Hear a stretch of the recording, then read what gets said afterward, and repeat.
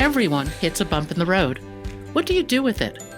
Be inspired as we explore the ways people experience, navigate, and manage the ups and downs and twists and turns in this road trip called life.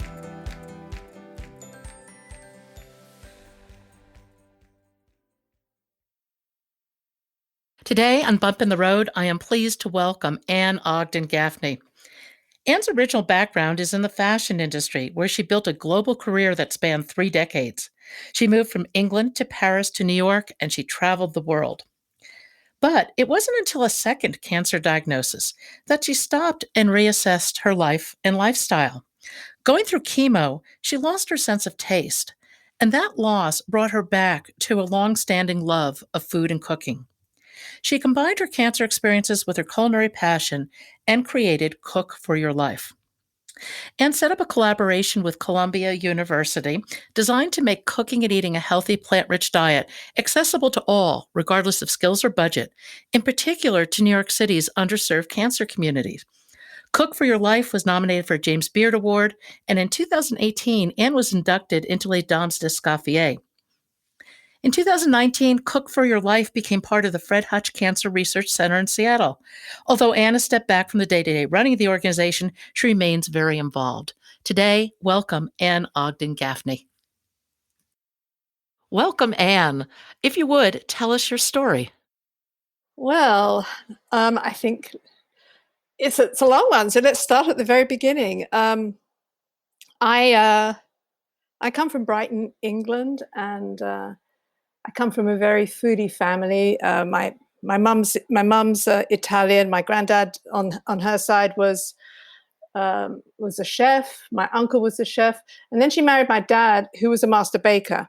So it's just been, I've been in a kind of foodie environment. But that said, this was not what I'm doing now. It was not on the cards at that time, nor ever. In fact, I was more.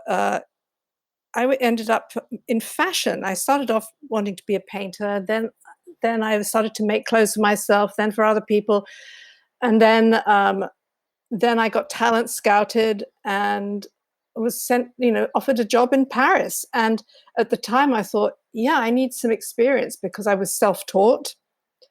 I didn't study it. I started to do painting and stuff. So off I went to Paris, and I really only meant to go for 6 months, but I ended up staying 12 years. And it's, this is Paris, at the time when it was, it was really sort of starting to buzz. For me, it was just so extraordinary because I had no idea what to expect. I thought it would be like going, like London, but with everyone speaking French. I couldn't have been more wrong. It was very different. And I had, for the first time, I lived in hotels for a part of the time, and then I got my own apartment. And I learned my trade in Paris, but I also learned about food in Paris and eating. Not that I didn't at home, but it was, it was still in the sort of in the way of post-war England, if you like, and it was all a bit sort of tight and sort of doughy. I've seen if I can describe the food, tasteless mostly. But being in Paris was like a complete revelation. And the other thing was that for my job, I had to travel to Italy all the time because I started out as a knitwear designer. And at that time, most of the French knitwear was made in Italy. And I remember, going to this small town in the middle of nowhere, actually in the Marche, and being invited to lunch at this house. And it was a huge extended family. And it was just so beyond because I was at home because I was used to that at my grandma's on Sundays. I knew the whole thing, if you like. And it was, and I felt sort of really at home, and I had such a good time. And I was basically going in and out of Italy for the next 20 years, basically. I'm jealous.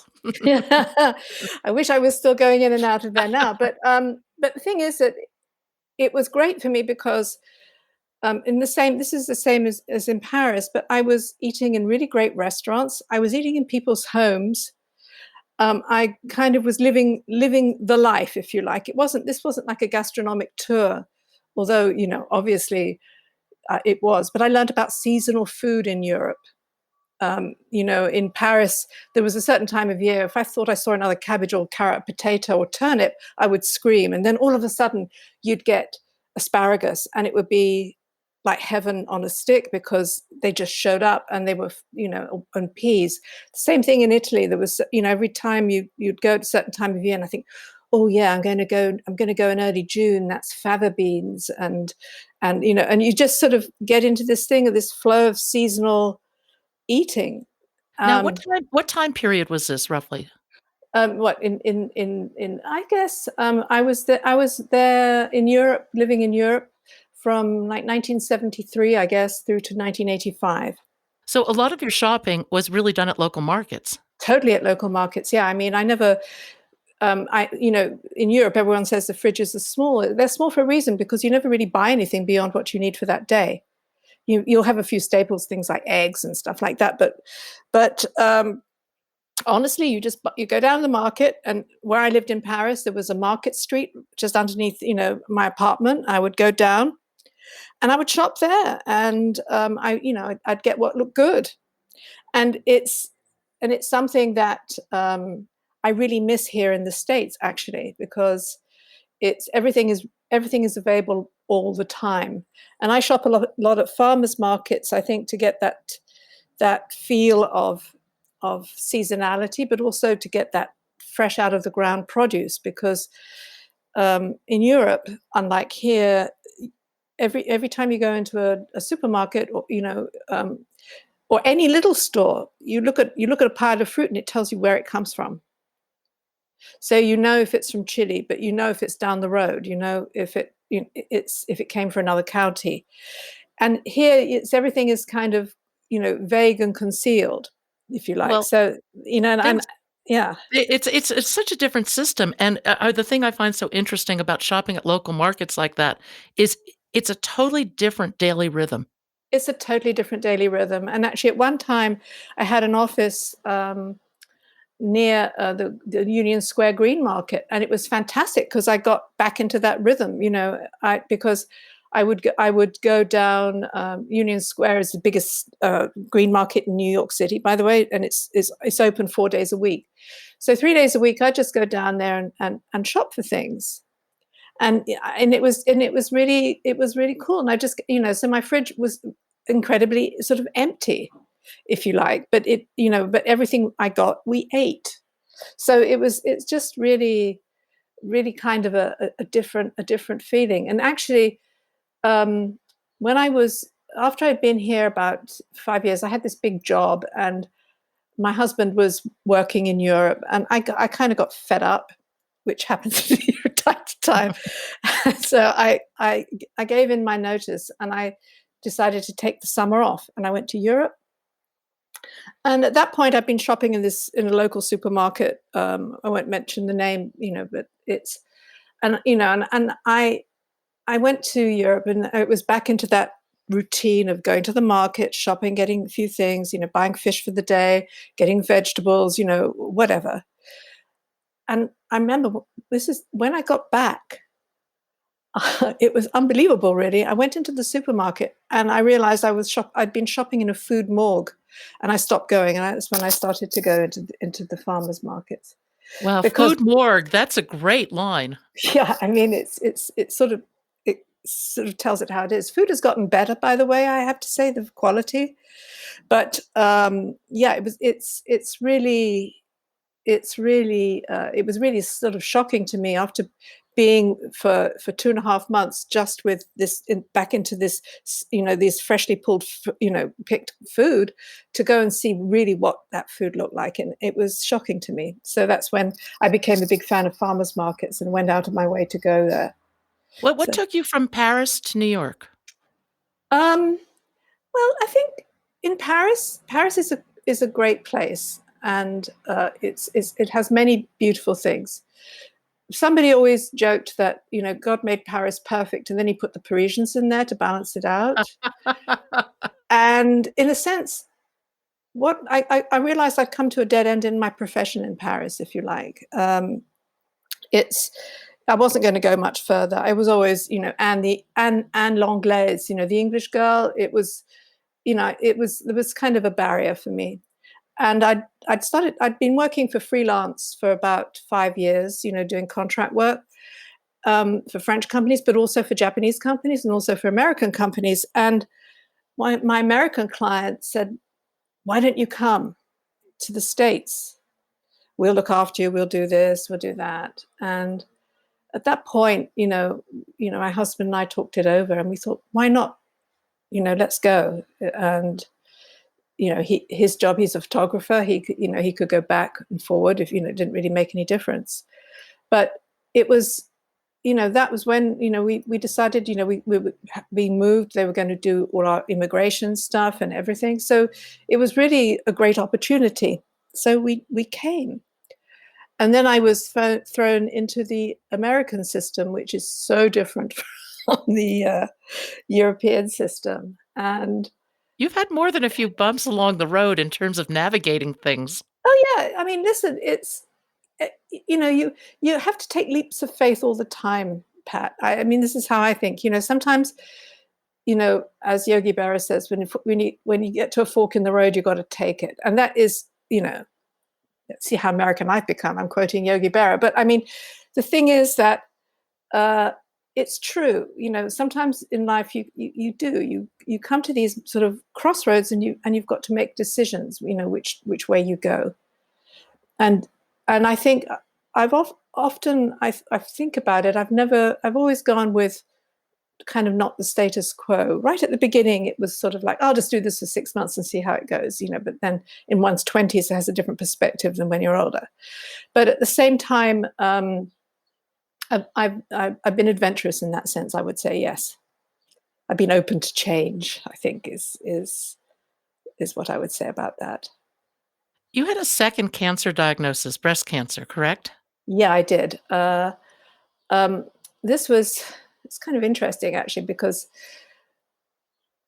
I was still working in the fashion industry, blah, blah, blah. And I was, sort of all of that. Then I had this second diagnosis. I'd had a previous diagnosis of kidney cancer. And in a sense, about 3 years previously. And I felt like I dodged a bullet because I just had to have surgery. But this came up and it was triple negative.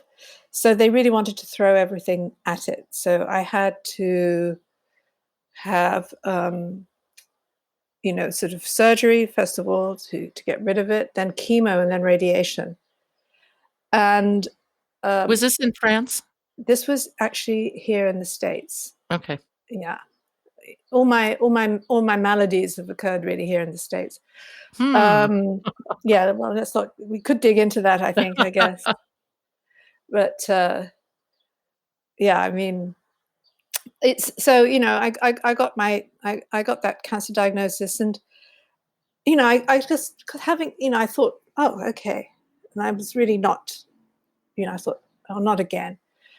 But I didn't really hit me, I don't think, in a big way until I'd had this surgery, and I'd just started chemo, and I still had my hair.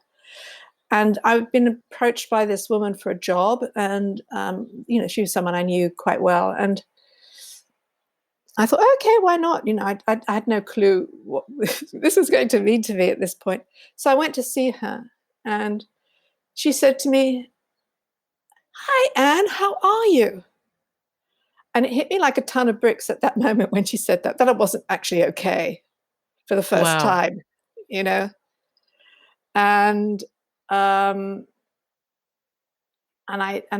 she said, I said to her, actually, not that great. I said, I feel fine in myself, but I said, I've just started chemo for breast cancer. And I said, and I have to tell you, I don't think it's a good time to start anything new, because I need to look after myself at this point. I can't, what you want me to do, I'm going to have to give 110%, and I don't have it. And it was kind of an epiphany for me to realize, oh, this is going to be different. And I decided to at that point, I decided that I needed to just take care of myself, take the time to have my treatment, and then take it from there. I had a Hong Kong client who I did little things for, but I didn't work anymore, in the fashion industry pretty much from that point on. Now, that point where you stop and you realize you have to nurture yourself is a big one. And I find it I find it so interesting the way we all have to reinvent ourselves periodically and how we can sometimes reach into our past to find significant interests and passions and patterns and project them into a new path for the future. Yeah, and I think, you see, what happened to me was that once I stopped working, and in a funny way, I think the lockdown for the COVID is, it's not dissimilar for a lot of people. I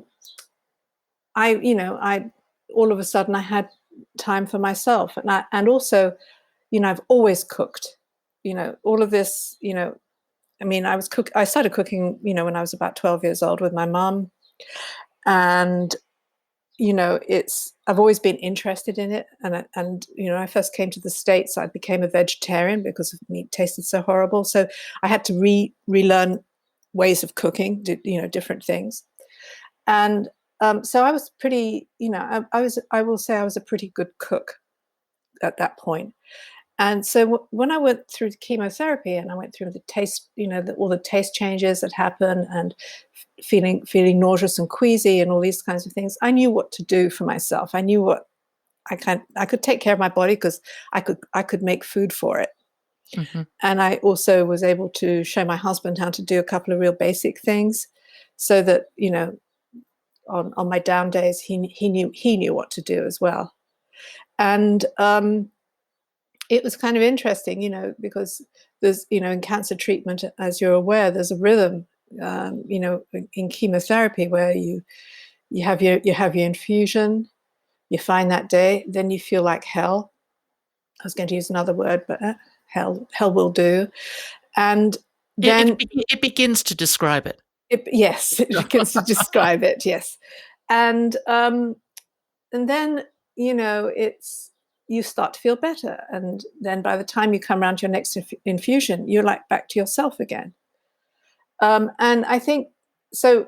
At those times, I learned, and the energy too. The energy, at yeah. least for most of us, just starts to bleed away to the point where you can't do anything by Oh the my end of God. treatment. I know. I mean, I love it when I go to conferences and they're talking about doing exercise and how it helps you. I know that's true, but unless you've found yourself stuck to the couch, really debating whether you can get to the kitchen. I know that you've got to kind of do it, but it's a crushing fatigue. Like, unless you've experienced it, you really cannot know what that feels like. And I craved sweet things too, just to give me a little lift as well. So but these were things that I didn't, send my husband out to the store, get me cookies and cakes. There were things that I used to bake certain things when I was feeling better, and we'd freeze it and stuff. I mean, and and fruits and things. But the whole thing is that you get into this other way of living, and sort of dealing with the cycle of your treatment. I won't call it the disease, because in a sense the disease is one thing and the treatment is something other. It's Absolutely, and I think nutrition becomes such a really important part of self-care. yeah. And tell us a little bit about how Cook for Your Life evolved, because it's an amazing program. Yeah, I mean, a lot of it started, again, from being in going to support groups, because quite early on in my treatment, I realized that there was only so much I could dump on my husband and my friends without them freaking out completely. So I needed to be with other people who were going through the same thing as myself, so that no one had to pussyfoot around anything. And and it was, I started to realize from these, support group meetings that people had an awful lot of problems with food. And I really wasn't. I mean, I was coping with it, if you like. But I think if you're used to, there's a lot of older women who maybe have raised families. And one of the first thing that you do when the kids leave home is not cook anymore, because it was always like the chore of chores and the thing they had to do and da, da, da. So, in New York City, a lot of people will order out and, they'll never, cook again. Their ovens will go back to storing shoes and boxes and stuff like that. Anyway, but so I would give people tips, when these things came up, I said, oh, this is what's working for me. And, start to help people and give, people ideas and a few recipes. And I also had this kind of gang I used to hang with. And we used to, swap recipes. We also actually all had a passion for very spicy food to blast away the chemo palate that we had. So we used to, when we were feeling on our good days, we would go to, the spicy restaurants with spicy cuisine, thinking Korean, Mexican, Indian, Szechuan. We'd be there, blasting our palates out.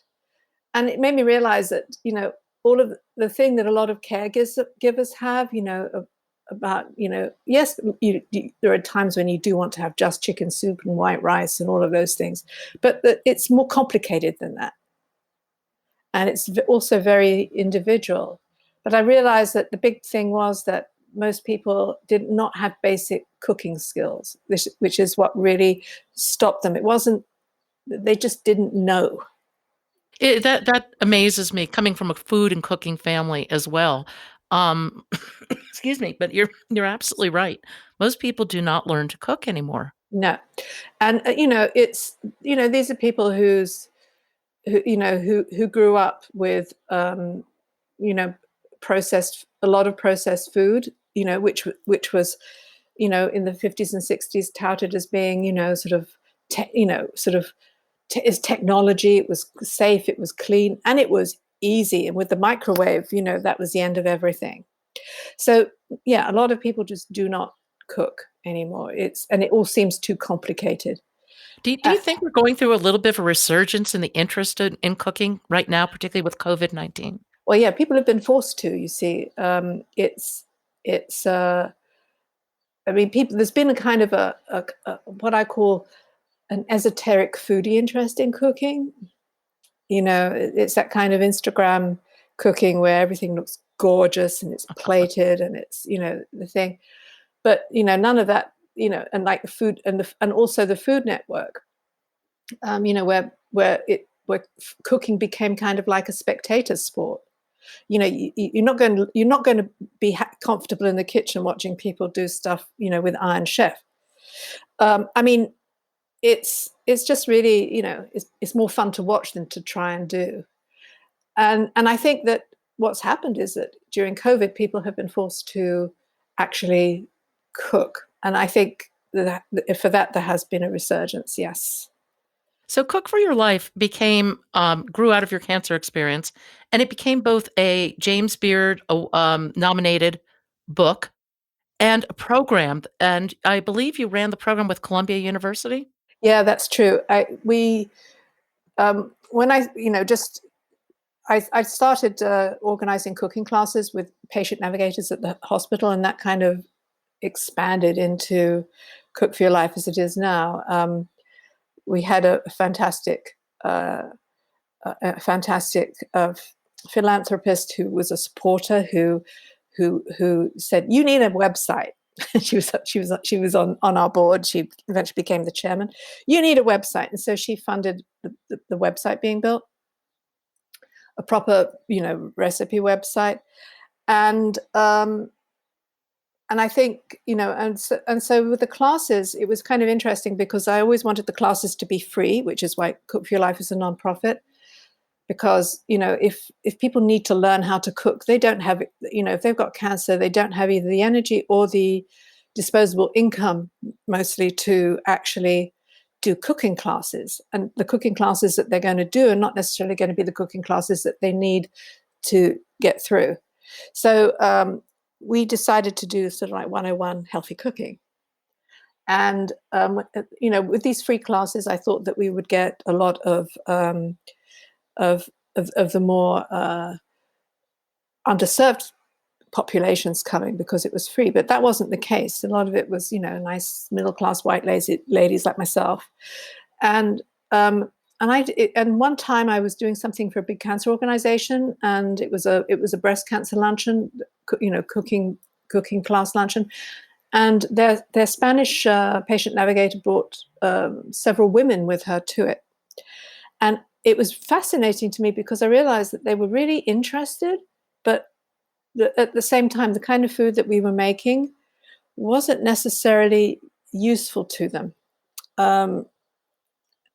because it was not what it was not what they No, it didn't would translate into their culture into and the foods that culture. they normally eat, yeah. Yeah.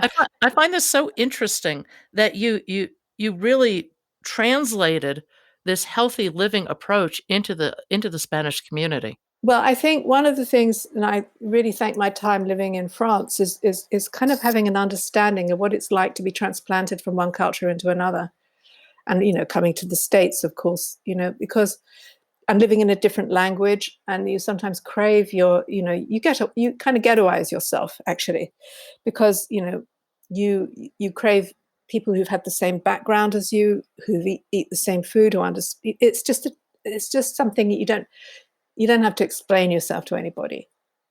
And I think that looking at this, I realized that I started to look into what the literature was, and the literature was nothing to do with the populations that were here. A lot of it was created in California, the healthy eating literature, which is more directed to a Mexican population, as opposed to New York City, where I live, which was mostly Caribbean, Dominican, Puerto Rican.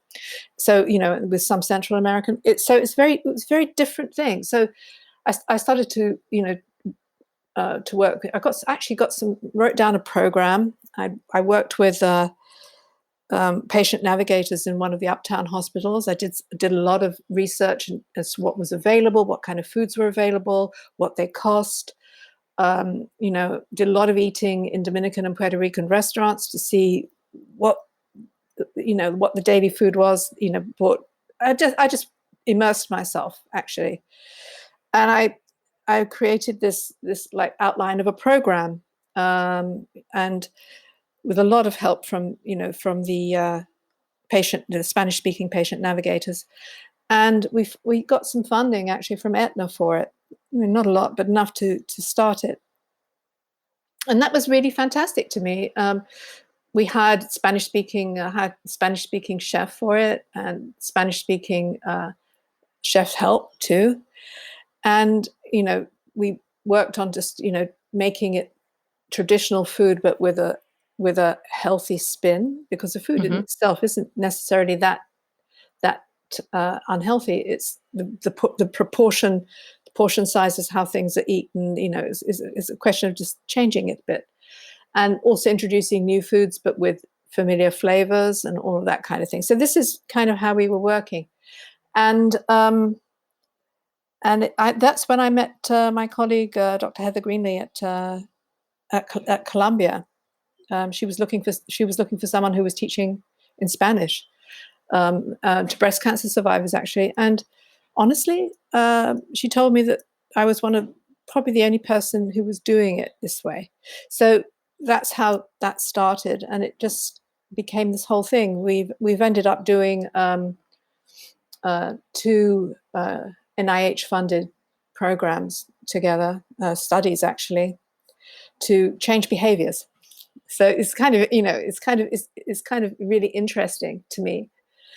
And now she's at the Fred Hutch in Seattle, and the Fred Hutch has now really taken over the running of Cook for Your Life, which is great. It liberates me from the day-to-day, trying to run yeah, I mean, basically trying to run an operation like this on a shoestring was beginning to wear me down. So yeah, it was kind of great that happened that way. But it's You've had great. We serve a lot of people. and Cook for Your Life is now available through Fred Hutchinson in Seattle. Yep, it's the same thing. It's exactly the same website. It's going to Mhm. get an update soon, I think. It's great too because they have all of the nutrition, and cancer knowledge sort of combined with it. So it has, the patient experience plus the medical know-how, which is, I think it's kind of a great place for Cook for Your Life to be at this point. Oh, I agree. I think they're a tremendous resource, and I think they've been real trailblazers at terms of looking at integrating lifestyle and healthy living along with, parallel to the cancer experience. And obviously, there's lots of data now showing that this does have an impact.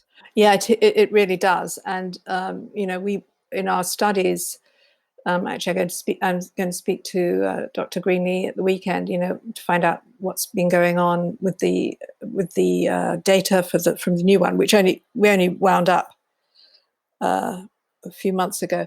But with the first one, we found that actually people maintained the changes over, and ate more fruits and vegetables to the control. And these were fresh fruits and vegetables. A lot of data includes things like fruit juices, which in the fruit thing, which really do not count. Yeah. So we eliminated all that from our data, and it was just basically fresh fruit and vegetables and this. Yeah. Well, people are people everywhere. And Yeah. I know I certainly changed a lot of my culinary habits as a result of better education and cancer awareness. And I think that can be true for any population. It's mostly it's education. It is, and we worked on the premise about adding rather than taking away. Yeah. So that if one of the first things I learned in Cook for Your Life, just in general, was never start with the negative. Always start with, like one of the things that got me into this were, I had to go on a neutropenic diet, an antimicrobial diet. They wouldn't do Hmm. it now, but they did at that time. And honestly, you get this list of things that you cannot eat and things that you cannot do. And when you get that, when you get blasted like It that, crushes you, it doesn't it? crushes you. It makes you think that there's nothing that you can do. So it's much better to start with, let's do with what you can do, and then you should avoid this. I So totally agree. I experimented with diet and went vegan at one point, and, even though I felt great, I was miserable because I would open the refrigerator and all I could think of were all the things I couldn't eat, mostly cheese, and life without cheese was not worth living. But it was a great experiment because it allowed me to see how much dairy I was eating and become much more conscious of my choices. And so it was valuable in that regard. But I think this business of rearranging, particularly diet, which is so personal for all of us, really, it's something that takes education, it takes experimentation, it takes time. yeah, and it takes being kind to yourself as well, because it's there's no right and wrong way, and nutrition gets mixed up with dieting, which makes my head Yeah. explode. Because yeah, if you eat a lot more fruits and vegetables and a lot less processed food and refined starches, yeah, you're going to lose weight. And that should be the bonus, in a sense, not the end result. I think this is for me anyway. um Oh, no, I totally agree. I think if you have a healthy diet and healthy activity habits, your weight will take care of itself. Yeah, and I think that's true. In the second study we did, we added exercise to it as well. We've always got tried to get people to walk, but this has become more of a thing. And I mean, it's about losing. I mean, one of the ladies, I remember, she got all shy, because she actually had lost 2 dress sizes during the course of doing this, without trying and without deprivation and this, you know what I mean? And her husband, who used to who adored her and used to buy her bonbons and cakes and things, started to buy her things like hummus and Aw. veggies. I mean, no, but it's because that's what she wanted, and I think but it is, and you need support too as well. You don't want to find yourself in a situation where you're cooking one meal for yourself and one for everybody else. No, I, you that's a know, very good point, yeah. You've hit a few bumps along the way here. If you could rewrite your story at any point, would you? Oh no, at this point, I don't think I would. I mean, sometimes I look back and I can see certain things that I did that my life would have been different had I not done them. But then my life is my life. I mean, listen, there's no point in agonizing at what it might have been, woulda, shoulda, coulda. I mean, it's it is what it is, and you know, What what advice would you give to someone facing a bump in the road? um, I would say, I would say, just actually, I'm going to tell you a really quick story. When I got my first diagnosis, I was really terrified, and I thought, I was going to die, and I was virtually planning my own funeral and all this stuff. Then one day, I was in my kitchen, and I looked at my feet, and I realized that as I was at that moment, I was fine. That my life was fine. I was not, I was, yeah, I've been diagnosed with this, but I was actually okay. And I think that is the most important thing. It's, I call it, it's almost like a Scarlet O'Hara thing. If I think about it now, it's going to make me mad. And it was making me crazy. So I think that my advice is stop, breathe, just look at where you are at that moment and what your life has at that moment. It can be your health, it can be your family, it can be whatever. It can be even just the surroundings. I'm here, I'm in my kitchen, I can just kind of locate yourself, if you like, just to bring yourself to earth yourself, ground yourself, and and and just breathe, and then take it from there. Because worry, and one thing I have learned, that worry serves nobody. It doesn't change the outcomes. Worrying about what you don't know is going to happen is just, is a waste of energy and time, actually. So, yeah, just look where you are, and then then the solution will present itself in the bump in the road, you know, and bumps can be opportunities.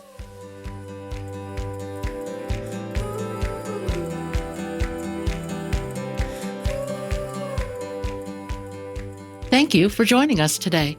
I hope you found something in today's podcast that inspires you along your own life path, because sometimes a bump in the road is actually a portal into a more conscious and meaningful life. Bump in the Road is a production of Cancer Road Trip. Subscribe to the podcast, follow us on social media at Cancer Road Trip, and you can learn more at www.cancerroadtrip.com. Until next time, be safe and be well.